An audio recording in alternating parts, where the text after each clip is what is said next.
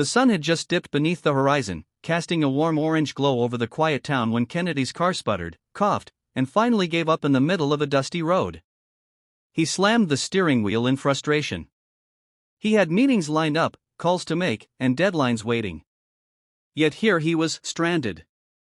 He pulled his phone from his pocket, searching for nearby mechanics, when an old wooden sign caught his eye just a few yards down the road: Earl's Auto Shop since 1963. With no other option, Kennedy pushed his car toward the shop. Inside, a frail-looking man in his late 70s, his overalls stained with years of grease, was bent over an old engine. His hands trembled slightly, but there was a steadiness in his eyes that spoke of decades of experience. "Evening," Kennedy muttered, a bit impatient. "My car just died on me. Think you can fix it?"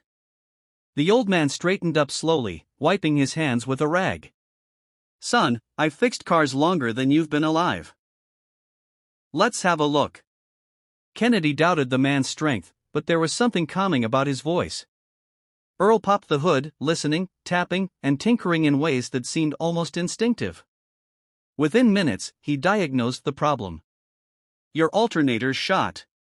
"But don't worry, I've got just the thing," Earl said, heading toward a dusty shelf filled with old but neatly arranged parts. Kennedy watched, surprised by the man's precision. By the time the stars lit up the sky, Earl had the car humming like new. "How much do I owe you?" Kennedy asked, pulling out his wallet. Earl shook his head.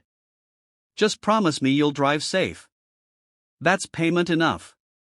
Kennedy frowned. "That can't be right. You spent hours on this." The old mechanic smiled faintly. "Sometimes, helping someone is more valuable than money." Kennedy drove off that night unsettled, not by the car, but by Earl's refusal to take payment. People like that, he thought, didn't exist anymore.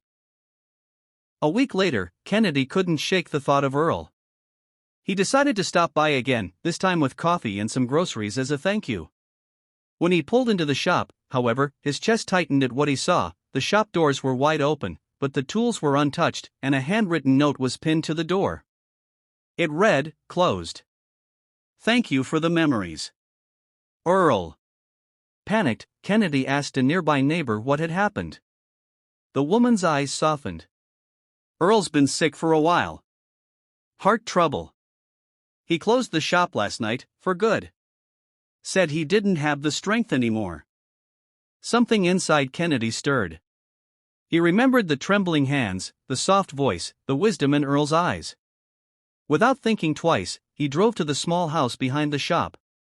There, through a cracked window, he saw Earl sitting alone at a table, staring at an old photo of a younger version of himself beside a woman, his late wife.